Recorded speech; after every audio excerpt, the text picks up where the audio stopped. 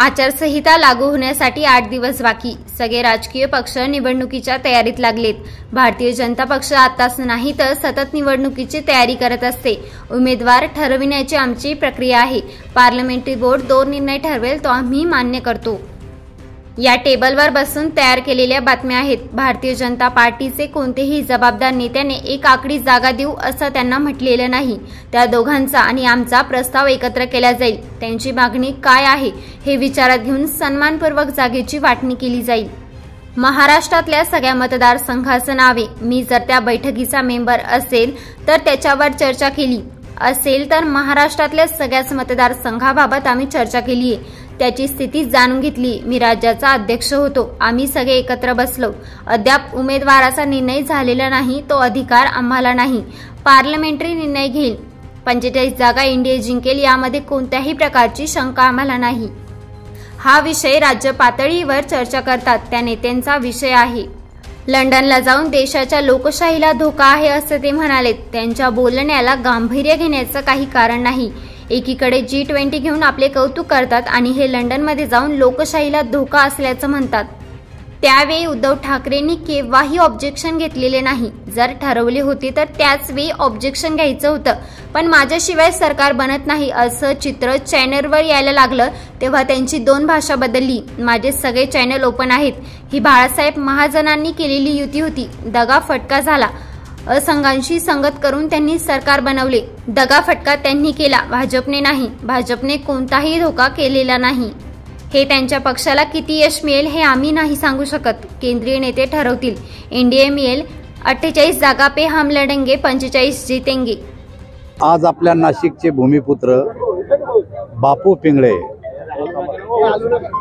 यांनी 10 वर्षापूर्वी private market कमिटीची स्थापना केली आणि आज 10वा वर्धापन दिन या ठिकाणी होता. 10 वर्षात त्यांनी जी प्रगती केली, ज्या शेतकऱ्याशी त्यांचे 10 वर्षात संपर्क आलेत राज्यभरातल्या, त्या सर्व शेतकऱ्याला या ठिकाणी बोलवण्यात आलेलं होतं. अनेक शेतकऱ्यांनी चर्चासत्रामध्ये भाग घेतला आणि ज्या शेतकऱ्यांनी चांगला माल पिकवला आणि एक्सपोर्ट केला अशा शेतकऱ्यांना या ठिकाणी सन्मानपत्र देऊन सन्मानित करण्यात आलं. त्यासाठी या ठिकाणचे सर्व लोकप्रतिनिधी आणि मी मुद्दामहून या ठिकाणी उपस्थित झालो होतो. एकूण मागच्या काही दिवसांपासून महायुती संदर्भात याचं काहीच नाही विचारायचं. महायुती संदर्भात चालू आहे. काल दिल्लीमध्ये महत्वाची बैठक पार पडलेली आहे. नेमकं कधीपर्यंत हा तिढा मार्गी लागेल? मला असं वाटतं की लोकसभेची आचारसंहिता सुरू व्हायला अजून 8 दिवस बाकी आहेत आणि सगळेच राजकीय पक्ष निवडणुकीच्या तयारीला लागलेले आहेत. भारतीय जनता पक्ष केवळ निवडणुकीच्या तयारीला आत्ताच लागला असं नाही आहे. भारतीय जनता पक्ष हा सतत निवडणुकीची तयारी करत असतो आणि उमेदवार ठरवण्याची आमची एक प्रक्रिया आहे. त्या प्रक्रिये पद्धतीप्रमाणे आमचं एक पार्लमेंटरी बोर्ड आहे. ते पार्लमेंटरी बोर्डामध्ये या विषयावर चर्चा होती आणि पार्लमेंटरी बोर्ड जो उमेदवार ठरवल तो उमेदवार आम्ही सर्व कार्यकर्ते मान्य करतो. स्थानिक पातळीवर अशा प्रकारची उमेदवाराविषयी चर्चा कुठल्याही प्रकारची होत नाही. काल दिल्लीला बैठक झाली. मी पण त्या दिल्लीच्या बैठकीमध्ये होतो. आमची मतदारसंघवाई चर्चा झाली, परंतु अद्यापपर्यंत श्रेष्ठींना निर्णय कुठल्याही प्रकारचा घेतला नाही किंवा पार्लमेंटरी बोर्डाने घेतला नाही. जेवढ्या लवकर ते निर्णय घेतील तेवढ्याच लवकर आम्ही तुम्हाला तो निर्णय कळवू. पण महाराष्ट्रामध्ये आपल्या सोबत जे 2 पक्ष आले दोन्ही पक्षाला एकेरी अंक जागा मिळतील अशा पद्धतीच्या या बातम्या, त्याच मुद्द्यावरती रामदास कदमांनी सुद्धा आज नाराजी. या बातम्या पूर्णपणानं निराधार आहे. या टेबलवर बसून तयार केलेल्या बातम्या आहे.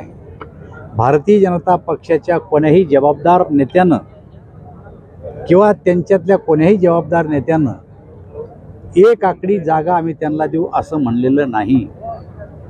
अजून याची एकत्र बैठक जेव्हा होईल त्या दोघांचे प्रस्ताव आणि आमचा प्रस्ताव एकत्र केला जाईल. त्यांची मागणी काय आहे हे विचारात घेऊन त्यांना सन्मानपूर्वक जागेची वाटणी दिल्या जाईल. कुठल्याही पक्षाला नाराज होण्याचं काही कारण नाही. बच्चू कडू पण म्हणाले दादा एकीकडे परिस्थिती असं तुम्ही मगाशी चिठ्ठी बॉम्ब टाकलेला आहे, माझ्या खिशात यादी आहे म्हटलं होतं, भाजपला काय एक सगळ्या मतदारसंघाची नावं आहेत महाराष्ट्रातल्या. मी जर त्या बैठकीचा एक मेंबर असेल, त्याच्यावर जर आम्ही चर्चा केली असेल, तर महाराष्ट्रातल्या सगळ्याच मतदारसंघावाईज आम्ही चर्चा केली की त्या मतदारसंघाची स्थिती काय आहे. कारण गेले 30-35 वर्ष मी बी आमदार खासदार आहे, मी राज्याचा अध्यक्ष होतो. काल देवेंद्रजी फडणवीस होते, मी होतो, सुधीर मुनगंटीवार होते, चंद्रकांत दादा होते, बावनकुळे होते, आशिष शेलार होते. आम्ही सगळेजण एकत्र बसलो आणि मतदारसंघावाईज सगळ्या याच्यावर चर्चा केली. परंतु अद्यापही उमेदवाराचा कुठलाही निर्णय झाला नाही. तो निर्णय करण्याचा आम्हाला अधिकार नाही. पार्लमेंटरी बोर्डाने ठरवलं. आपल्याला काय वाटतं महाराष्ट्राला किती जागा उलट भाजपचा पुन्हा विजय होऊ शकतो जिथे आपले उमेदवार आहेत? 45 जागा NDA जिंकेल यामध्ये कुठल्याही प्रकारची शंका आमच्या मनामध्ये नाही. त्या चिठ्ठीमध्ये नाशिकची जागा ही भाजपला आहे की शिवसेनेला आहे? कळू तुम्हाला. दादा, बच्चू कडू यांनी पण असं म्हटलं की महायुतीच्या बैठकींना बोलवलं जात नाही, मित्रपक्षांना चर्चेत सहभागी केलं जात नाही, मित्रपक्षांना जागा देणं हा विषय राज्य पातळीवर जे नेते चर्चा करतात त्यांचा विषय, या विषयाशी माझा काही संबंध नाही. किती दिवसामध्ये या जागेसंदर्भात एकूण जो तिढा आहे तो मार्गी लागेल, किती अजून अंदाज आपल्याला असं वाटतं? झाल्याबरोबर आपल्याला सांगू आम्ही. दानवे साहेब काय आहे की बीजेपीने हमारा विश्वासघात नाही करणार? मी ऐकलंच नाही ते. दानवे साहेब, राहुल गांधी आता महाराष्ट्रात येत आहेत, त्यांची भारत नाही जोडो यात्रा आहे, काही दिवसात आचारसंहिता लागेल असंही देखील म्हणतात. सरकारवर जोरदार हल्लाबोल ते करणार आहेत, कसं बघताय त्यांच्या? सरकारवर हल्लाबोल काय, ती इथं थोडे करतात. लंडनला जाऊन ते या देशाच्या लोकशाहीला धोका आहे अशा प्रकारचं ते म्हणले. आणीबाणीपेक्षा तर काही जास्त धोका नाही. एका बाजूला G20ची परिषद आपल्या देशात झाली, 175 देशाचे लोक आलेत, त्यांनी आपल्या देशाचं कौतुक केलं आणि त्या टायमाला लंडनमध्ये आमच्या देशामध्ये लोकशाही खतऱ्यात आहे अशा प्रकारचं वक्तव्य त्यांनी केलं. त्यांच्या बोलण्याला गांभीर्यानं घेण्याचं काही कारण नाही. उद्धव ठाकरेंनी पण अमित शहांवर टीका केलेली आहे. ते म्हणालेत की मला बाळासाहेबांच्या खोलीत सांगितलं होतं 2.5 वर्ष मुख्यमंत्रीपद देतो, पण अमित शहा खोटं बोलतात. तो प्रश्न तर आता लय जुने विचार राहिला तुम्हाला सगळ्याला सांगतो. ज्या टायमाला बोलणी झाली त्या टायमाला मी राज्याचा अध्यक्ष होतो.